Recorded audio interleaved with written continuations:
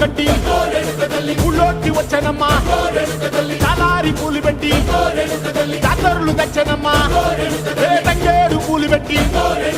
కంకాణ దూకేనమ్మా ముక్కు ముక్కెర పెట్టి ముల్లోకాల నెలనమ్మా ముందార చూడంగా మున్నూరు కన్నులమ్మా వెనకాల చూడంగా ఏనూరు కన్నులమ్మా సాధు శిస్తులంతా సాగిల పడ్డరమ్మా మహారాజు రాజులంతా